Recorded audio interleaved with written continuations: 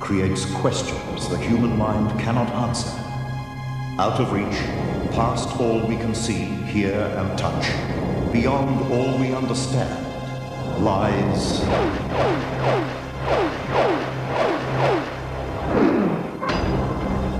the extraordinary. The extraordinary is the bewildering phenomena of spontaneous combustion, cases from around the world where people have simply burst into flames. It was as if I stepped into Dante's Inferno. What I was looking at was impossible as far as I was concerned, but I had to accept the facts as I saw them. And I was looking at a pile of ashes on the living room carpet in a small, enclosed council house. And those ashes were the remains of a man. All that was left apart from that was the unburnt feet and the blackened skull. It is the spiritual connection actress Anne Margaret says she still has with the late Elvis Presley, 17 years after his death. We moved so much alike. We would harmonize all the time, have fun. When we started rehearsing some of the dances, he'd look at me, he says, I don't believe this. So many things were the same. It is the unidentified flying object that followed this family for 4 hours. A strange, bright light in the sky. I was just terrified, literally petrified. I honestly thought, this is it, this thing's gonna land. And it seemed to be sort of darting around everywhere, coming in closer, going out a bit, then it came over the top of us as we were driving. Was it a planet, as one expert suggests? If you look at a bright light in the night sky long enough, your own eye starts to move and it creates a sort of false impression of movement. Or was it something else? It wasn't a helicopter, because a helicopter wouldn't stay stationary for so long. And it wasn't an airplane, it had no flashing lights. But UFO researchers have no doubt about this sighting. They say it's one of the most compelling ever recorded. Like a big bell, a heavy, dark, very dark object, a bell. And while we're looking at it, suddenly it wasn't as if there was one object, there was maybe 2 or 3 objects. Just some of the stories that lie beyond our normal understanding. Tonight on The Extraordinary. More on that remarkable story later. Good evening. I'm Warwick Moss. There have been reports of spontaneous human combustion for decades. It is a phenomenon that the medical world cannot explain, and one that leaves the rest of us bewildered and more than a little scared. It's an event that takes place without warning, where people suddenly burst into flames and die. If it weren't for the photographic evidence of so many cases, it would be easily dismissed as a figment of the imagination. The most recent example is this amazing story from Alison Holloway in London.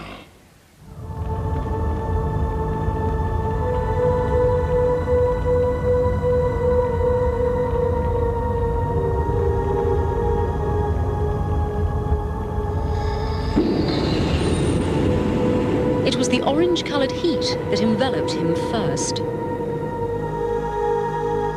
A sticky, choking humidity that wrapped around the policeman and everything else in the room where Henry Thomas had died. Outside, in the rolling hills near the village of Ebervale, the Wales countryside was chilled by winter in January. But in here, the hot air clawed at his lungs. I opened the door and stepped in, and it was as if I stepped into Dante's Inferno. That's what struck me immediately I entered the room. There was this hellish sort of orangey red glow, and the room was literally steaming. It was humid, the heat was radiating from the walls, and it was very dark apart from this reddish glow. The policeman was John Hamer, a special crime scene officer with the Gwent Constabulary, and he'd been called to the house of a local resident, Henry Thomas, after a report of a house on fire. I'd been a policeman for 24 years, and for the last few years I was a scenes of crime officer, which meant that I attended every serious crime, death, suicide, whatever. And I photographed the scene, looked for fingerprints and forensic evidence, which was then passed on to the forensic scientists to examine. So I'd seen quite a lot of horrible deaths, you know, pilots burned to death in light aircraft crashes and bodies been in rivers for months, whatever. And you get used to this thing, and I was pretty hardened. But nothing had prepared Hamer for what he saw in this room. 73-year-old Henry Thomas had turned to ashes, burned to a crisp from the inside out, like 200 other recorded cases. It's called spontaneous human combustion, in police lingo, human candles. Charles Dickens, in his book Bleak House, had described the exact scene John Hamer witnessed this day. There is a suffocating vapour in the room. The burning smell is there, and the soot is there, and he is not there.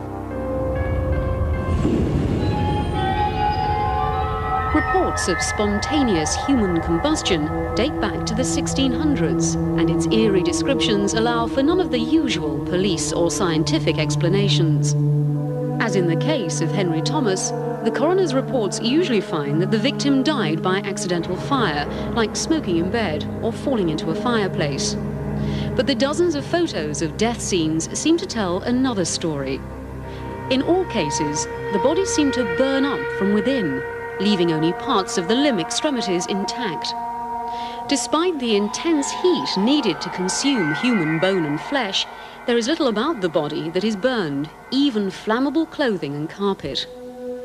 In the case of Henry Thomas, police officer John Hamer came upon a scene that felt like the fires of hell had swept through the room, but burned only its human contents. There was a television set just inside the door, still on, the valves were glowing, although no picture on the screen, and the plastic knobs had melted out of shape. It looked like something painted by Salvador Dali.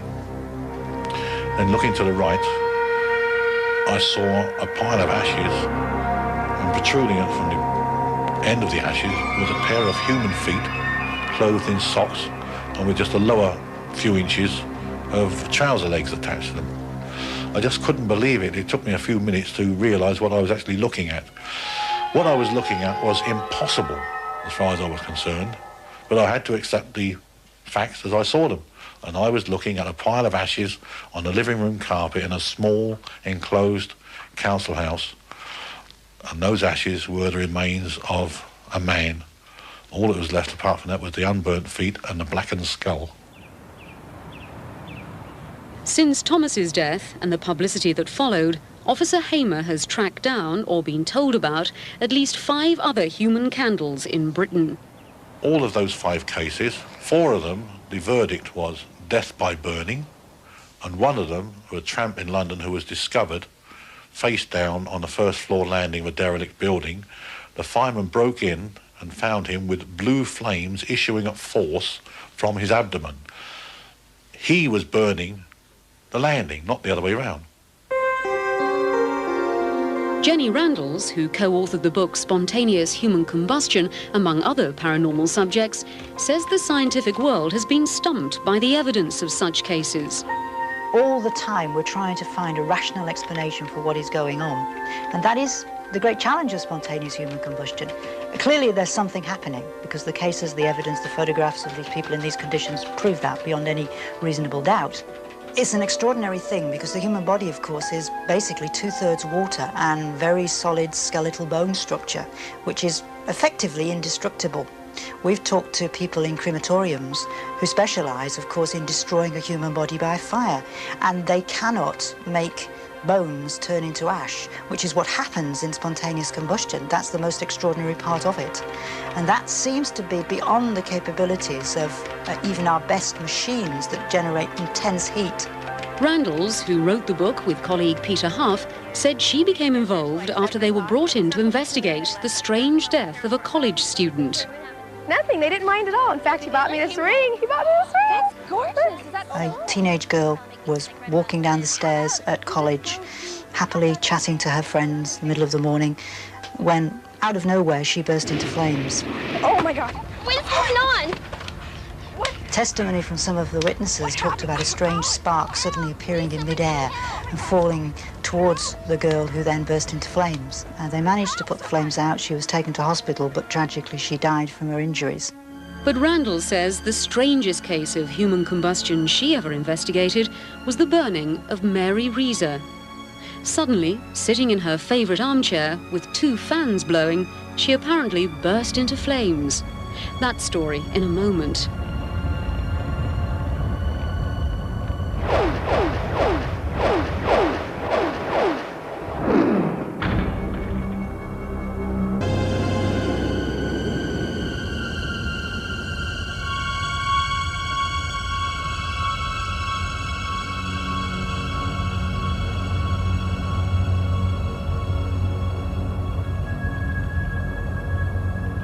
Of all the cases of spontaneous human combustion investigated by Jenny Randles, co-author of the book Spontaneous Human Combustion, none was quite so mystifying as the death of a woman named Mary Reeser.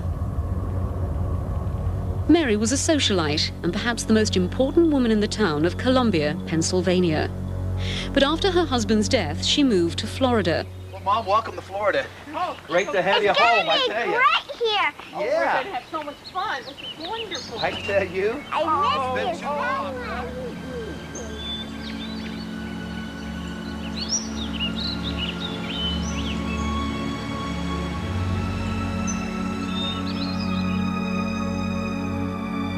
It was in her Florida apartment late on the night of July the 2nd, 1951, as she sat alone, depressed and homesick for Columbia, that she literally went up in smoke. Her son, Dr. Richard Reeser, now 84, remembers visiting her only hours before her death. The night before, the last I saw her, I drove down to say goodnight to her. We were about 9 o'clock, and my youngest daughter was with me, Marty, who was about 4 years old then. And she was sitting in her overstuffed chair.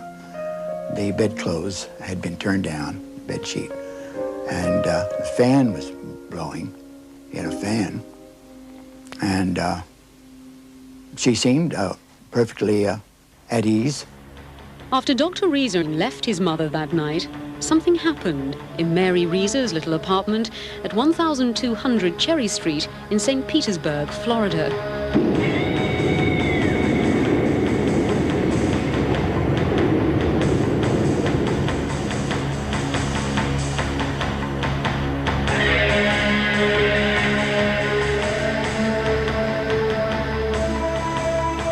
Nobody will ever know exactly why it happened. But when firefighters broke through the door the next morning, Mary at first seemed to be missing. The air in the room was a thick, grey haze. The carpet beneath their feet had a sinister and somewhat nauseating stickiness. The ceiling and one of the walls were black with soot, but had not been burned. A body-sized patch of carpeting had been scorched down to the cement floor. And in the centre of the exposed cement, a modest pile of black ashes. The last remains of Mary Reeser.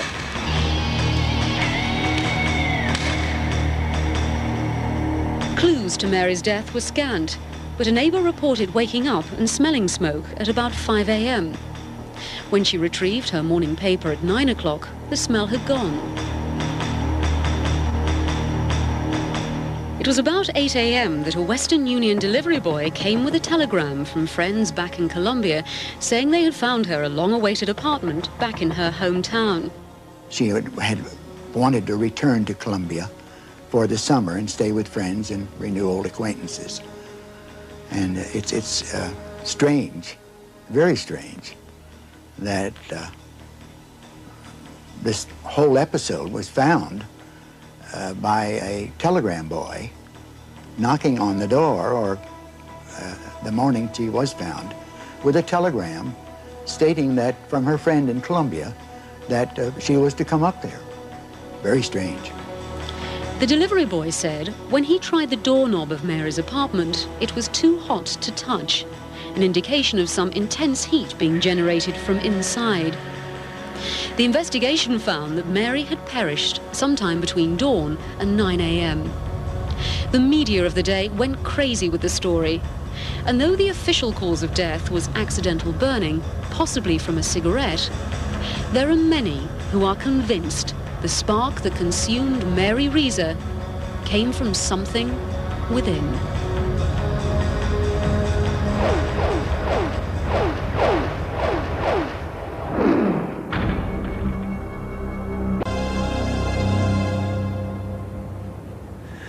Anne Margaret has been one of the most popular Hollywood celebrities for many years now. She's starred with Jack Nicholson, Elvis Presley, and a long list of Hollywood's most famous.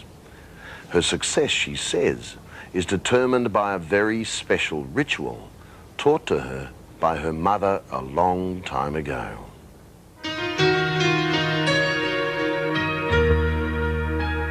In the beginning, Anne Margaret seemed too beautiful for Hollywood. She was a Swedish bombshell, too sweet to be true and too good to be real.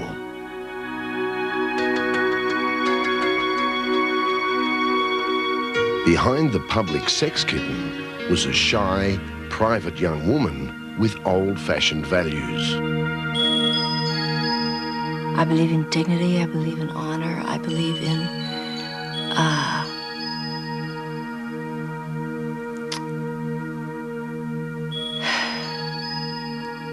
when someone's in trouble,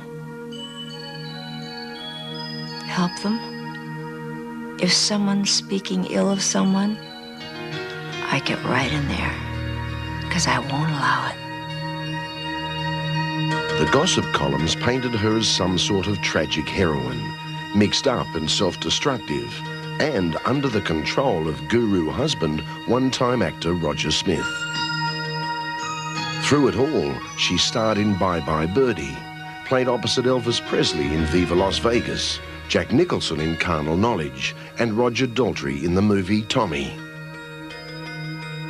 When we talked to Anne Margaret recently, she recalled the reports of her recovery from alcohol abuse and the accident that suddenly brought her down to earth. Rehearsing in Las Vegas in 1972, she fell almost 8 meters from a stage scaffolding, nearly ending her life and career. Anything but love, baby. She recorded the ups and downs of her life in her recent book, My Story. Baby, dream of what? I was spared any fear because it happened so fast. The 22 feet, all I remember, and I was in there was a bar here too, but it just whipped over just like that. It was a near-fatal incident that was complicated further by her husband Roger's battle with a disease called myasthenia gravis. Suddenly, Anne Margaret had to take control of 2 lives. Ever since I was a little girl, I was told, God will never give you more than you can handle. She grew up in a small Swedish town and learned the rules long ago forgotten in Hollywood. Swedish stoicism. I learned that, I think, before I was born. One doesn't, this is a crazy industry for me to be in because one doesn't talk about oneself. If you fall down, you don't cry. You don't ever complain. You don't talk back. And she brought with her a special kind of Swedish superstition. The thing that I get really crazy, ever since I was 4 years old, if I was going to do like a reading or sing a little song or something, and all through, if my mother did not give me 3 Swedish good luck kicks, every time she's in the audience when I'm performing, all of a sudden I'll remember, oh my goodness, Ellen, do you think you can get Mom out of the audience? She didn't give me my Swedish good luck kicks. And then when she does it, poor mother, she does the Swedish good luck kicks right on my seat. And then everything's fine. I calm down. And now she has given the authority, if she can't be there, to my husband to do it. Her superstitions came into play the first and only performance her husband ever missed. She didn't get her 3 kicks. That was the only time that Roger had left my side. He'd always saw all of my shows. But Tracy, the oldest, was going to a new school. And we both thought, you know, that he should be there. I had to work, you know, because it's scary going to new school. Wouldn't you know, that's what had happened. If fate dealt her a blow that day, it gave her a gift in her connection with the late Elvis Presley. We had a terrific relationship. It was interesting. We met at MGM at a rehearsal. I knew I was going to do this Viva Las Vegas with him.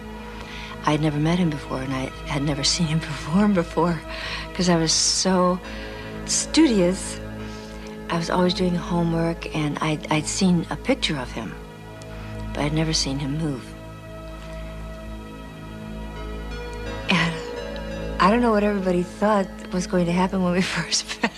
Thought that maybe we'd break into song and go, you know. He was just as shy as I was. And when he said something to me, I'd look down.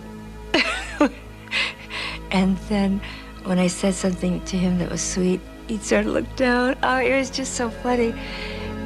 And then when we started rehearsing some of the dances, he'd look at me. He says, I don't believe this. We moved so much alike. We would harmonize all the time, have fun. We were together. We saw each other for about a year. We were both only children. We respected our parents greatly. Always stood up when an older person walked into the room. Manners. So many things were the same. But the first man in Anne Margaret's life was her father.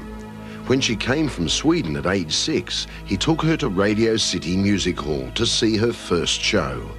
After his death, Radio City asked her to perform her act. Coincidentally, opening night was her father's birthday. I said, Roger, when am I supposed to open? October 22nd. That's Daddy's birthday. Did you know that? He says, you're kidding.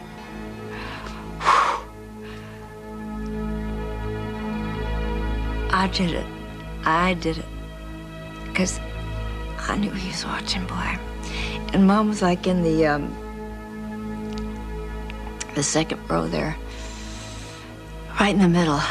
And I explained my life and everything. I did some speech and stuff. And boy, I knew Daddy was watching and listening. And make sure that the chip off the old block did the right thing. It was like I was performing for my father, mother, and my husband.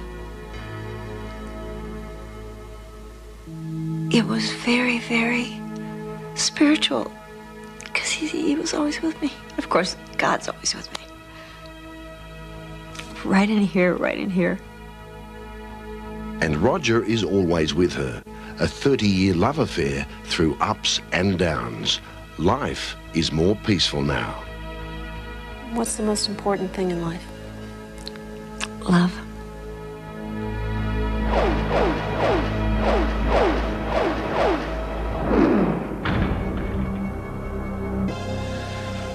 In the early 1990s, a strange thing happened on the densely populated eastern coast of Australia. A couple were travelling by car north of Sydney. They'd done the journey many times before. But on this night, something unexplained happened. Susan and Vardik say they were followed for 4 hours by a UFO.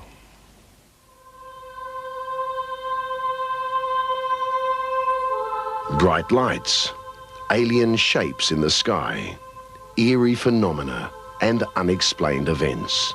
They're all part of the mystery of UFOs, unidentified flying objects. At the time it was, wow, what a buzz. But then as we sort of started to think about what had happened, we thought this could have actually been quite a nasty experience. To the researchers, some UFOs are just that, unidentified. Others can be explained logically and scientifically. But to the people who actually see them, UFOs can be a terrifying experience. I was just terrified, literally petrified. I honestly thought, this is it, this thing's going to land. Let's begin with Susan and Vardik Kudrin. It's July 1993, early in the morning, around 3 a.m. They've been driving along the Hume Highway for about an hour. Their destination is Sydney, and they've just passed through Albury-Wodonga on the Victorian-New South Wales border. Then, Susan noticed a piercingly bright light in the sky, a light she thought was following them. Susan had her new video camera with her and began taping the object. She would continue to do so for the next 3 hours.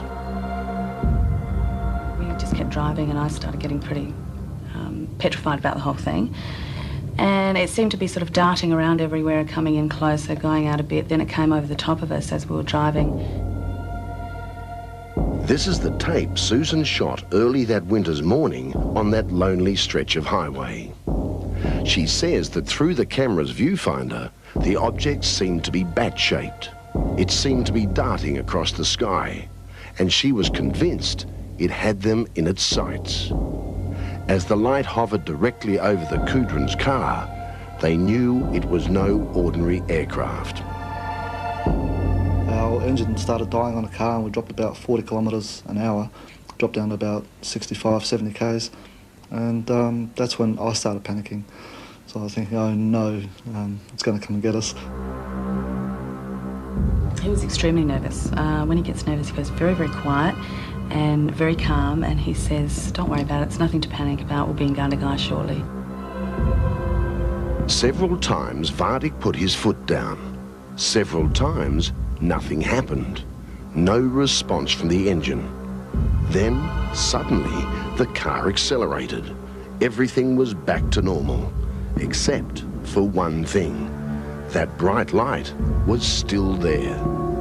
And it stayed with them as they drove on, right into the town of Gundagai, where they stopped to buy food. I found it again on top of the hill, and I said to Vardik, it's still there. It's just like it was waiting up on top of the hill for us to finish. But it was extremely bright. It was a lot better, even filming it, a lot better picture of it sitting up there. It was just there, just sitting on top of the hill, just waiting or watching, I don't know. Susan and Vardik say they were nervous, embarrassed, so they didn't mention the light to anyone in Gundagai. They set out again on their journey towards Sydney, and for 2 hours, the mysterious light kept pace with them, and Susan taped it. As dawn broke, it was still there, still shining in the sky. And it was at that time that the thing started to turn around. It was almost like it was folding back on itself, so that we could see the back of it, like a tailish sort of figure, and fan-like in its appearance. And it darted around and did all these sorts of things with the back towards us, and then would zoom off, and then would come back again, do the same thing again, zoom off and come back again. And by that time I was sort of really, wow, this is really incredible, and more interested in the fact that we were probably experiencing something that not many people get to see. We could see it in broad daylight near the end. You could see the sun coming up, all the other stars have gone, and there's still this one bright object in the sky, and it just disappeared, it just vanished.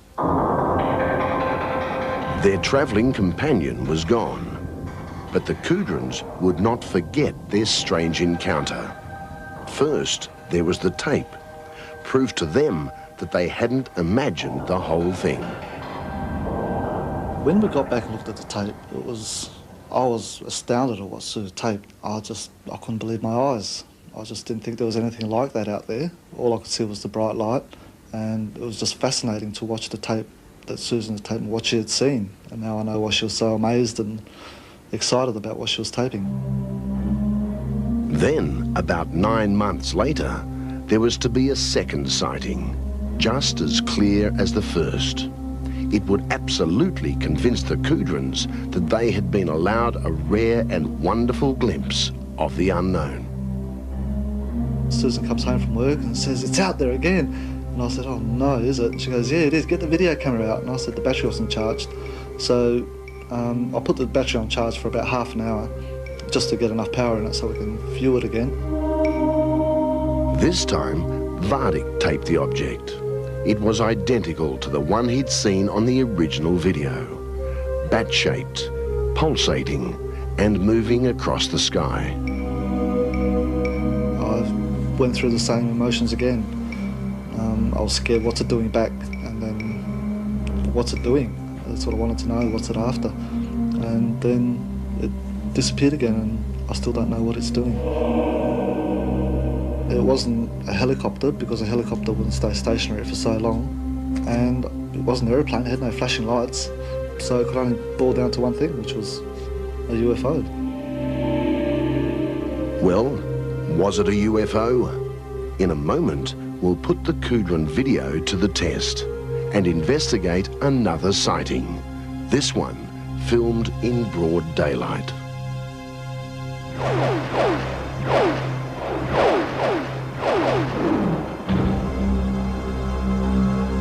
Sightings occur around the world.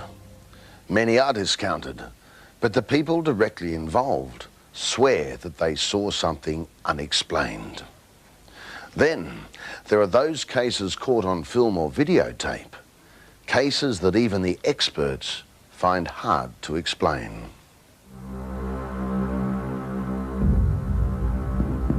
A bright light that followed a Victorian couple for 3 hours as they drove through the Australian bush. A light they're convinced was a UFO. A bat-shaped object that darted across the sky. One they're sure had an unearthly influence on the engine of their car. In an attempt to identify the unidentified, we consulted international UFO researcher Bill Chalker. We showed him the video taken by Susan Kudrin in July 1993, and the interviews we'd recorded with Susan and her husband. After studying the tapes, Bill Chalker first tried to determine why the object seemed to be shaped like a bat. The camera itself has gone to total zoom or to infinity and gone beyond really the limitations of the camera lens system itself, and so you've got an out of focus image, and also the internal geometry of the camera showing up. So you have this sort of curious bat shape, which has nothing whatsoever to do with the actual shape of the object itself. As for the effect the hovering object appeared to have on the engine of the Kudrin's car, the best Bill Chalker could do was put that down to coincidence, and the fact that the vehicle was second-hand. Then there was Susan and Vardic's conviction that the light, on more than one occasion, dashed across the sky. Bill Chalker concluded that was camera movement. But remember, the Kudrins not only taped the moving object, they say they saw it clearly with their own eyes. If you look at a bright light in the night sky long enough, your own eye starts to move, and it creates a sort of a false impression of movement. Finally, Bill Chalker went to his computer in an attempt to track down the mysterious object. He plotted the date, the time, and the location of the sighting. The position of Venus at that time was coincident with the general direction that they were filming in. There's also a section of the video that shows it more or less with the dawn arriving, and that's the clearest sort of impression that you get that it is Venus that you're actually videoing there. There's little doubt at that point that they're still filming Venus, and to them it was still the same object that they were looking at. So, according to the expert, what the Kudrins saw and taped was apparently the planet Venus. That's not to say that there aren't legitimate videos and films out there. We've investigated over the years a number of cases where, despite extensive investigation, these films have remained unexplained, and the events themselves remain unexplained.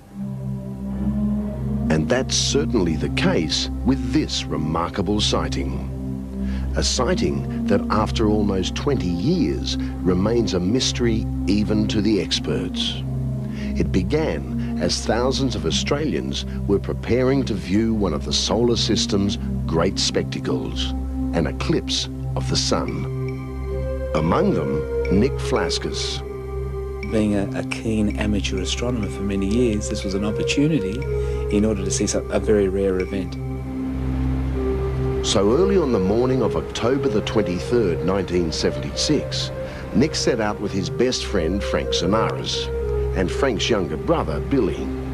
They were bound for Ben Boyd National Park, near Eden on the New South Wales south coast. It was the perfect place to study and film the eclipse. We had two cameras.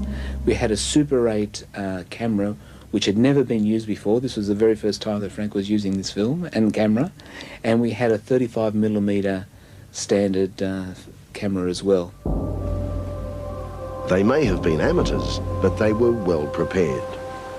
Frank had brought special night film for his new movie camera, film that would be able to cope with the dramatic changes in light as the sun disappeared. Nick and Frank set up their equipment and explained once more to Billy that he'd damage his eyes if he looked directly at the sun during the eclipse. Basically, because I couldn't look at the eclipse, and what I did was I turned around and looked out over the ocean, and as I looked out over the ocean, I saw these cloud, cigar-shaped figures.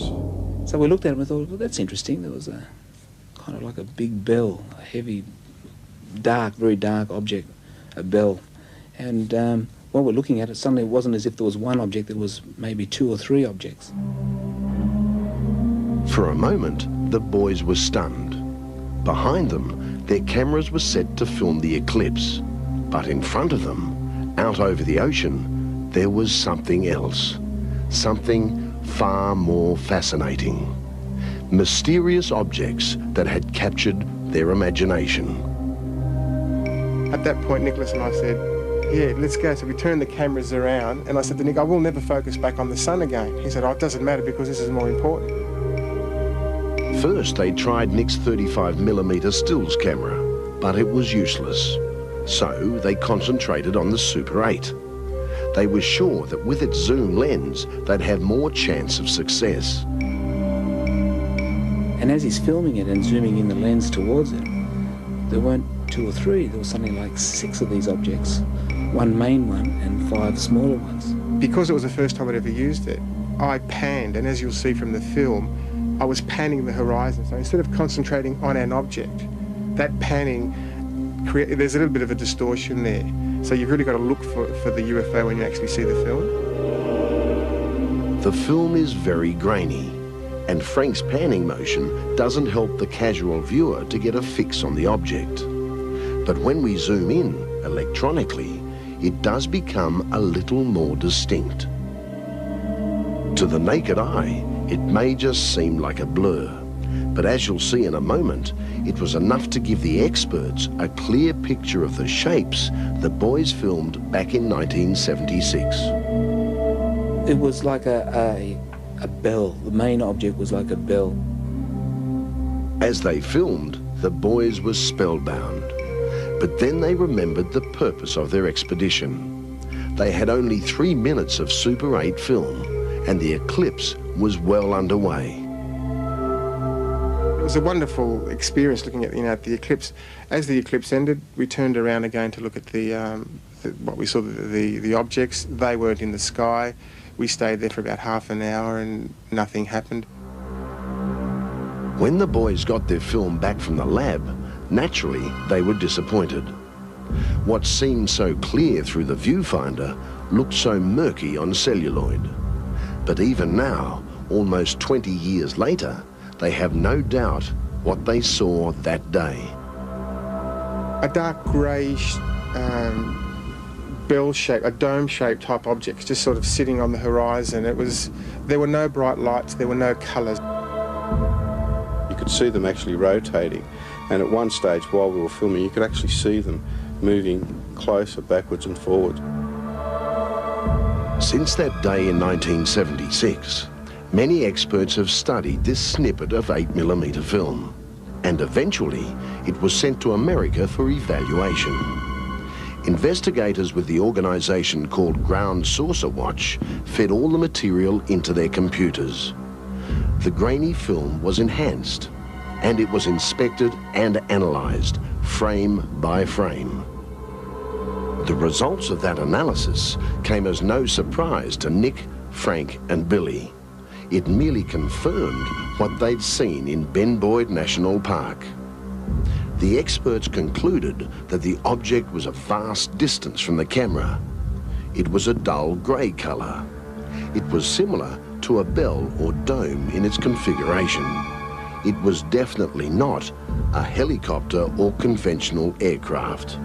It was, in fact, an object of unknown origin, a true UFO.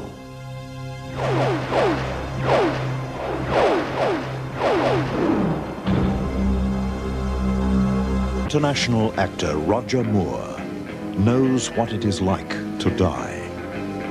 To this day, he swears he once left his body and found himself looking down on the scene he was playing with Lana Turner. I have to hold my breath. And the director, David Miller, had got Ave Maria playing. And I swear I left my body. And I went up above stage 12, and I was right above all the sound stages at MGM. And I was up there in the clouds looking down. Roger Moore, an untold story, next time. Roger Moore, and a story not to be missed. Now, if you have a story you'd like us to investigate, write to Post Office Box 462, Newport Beach, Sydney, Australia, 2106. Before we go, a look at another story from next week. It's about an unwanted ghost. She roams the halls of an historic home in the city of Adelaide. For now, good night. See you in the future. The lights just came on by themselves, and it was like chandeliers. All the light globes exploded and 2 paintings just came flying off the wall.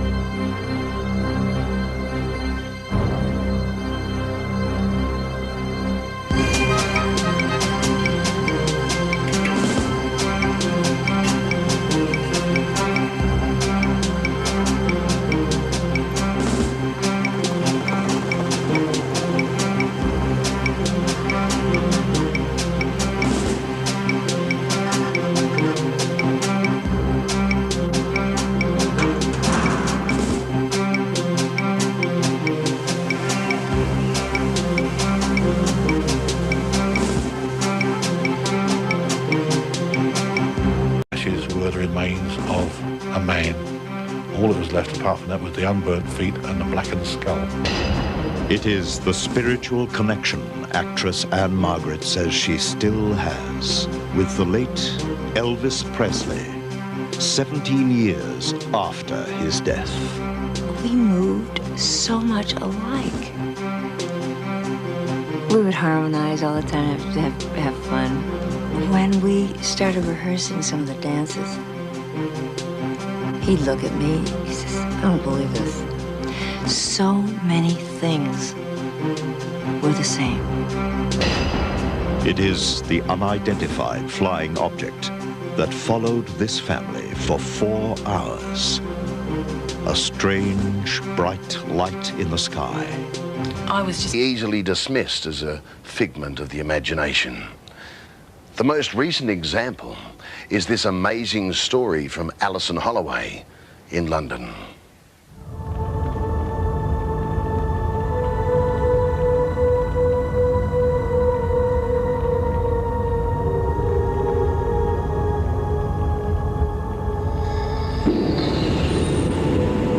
It was the orange-coloured heat that enveloped him first.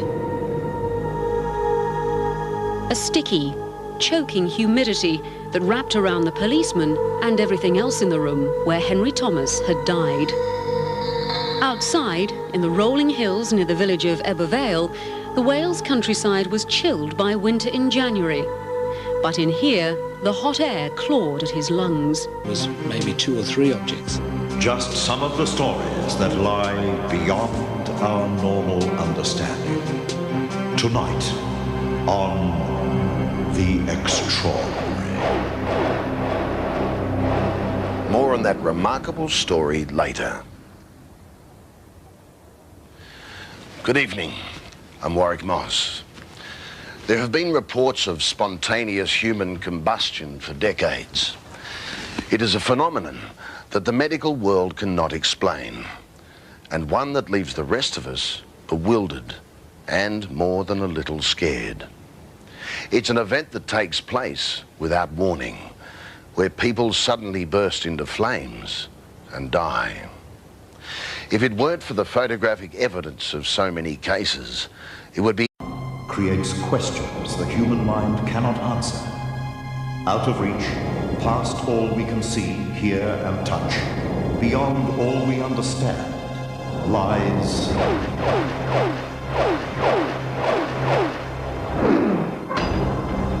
The Extraordinary.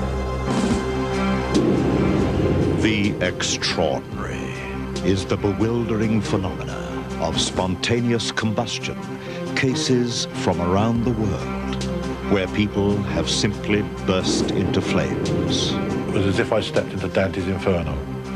What I was looking at was impossible as far as I was concerned, but I had to accept the facts as I saw them. And I was looking at a pile of ashes on the living room carpet in a small, enclosed council house. And those ashes... terrified, literally petrified. I honestly thought, this is it, this thing's going to land. And it seemed to be sort of darting around everywhere, coming in closer, going out a bit. Then it came over the top of us as we were driving. Was it a planet, as one expert suggests? If you look at a bright light in the night sky long enough, your own eye starts to move and it creates a sort of false impression of movement. Or was it something else? It wasn't a helicopter, because a helicopter wouldn't stay stationary for so long. And it wasn't an aeroplane, it had no flashing lights. But UFO researchers have no doubt about this sighting. They say it's one of the most compelling ever recorded. Like a big bell, a heavy, dark, very dark object, a bell. And while we're looking at it, suddenly it wasn't as if there was one object.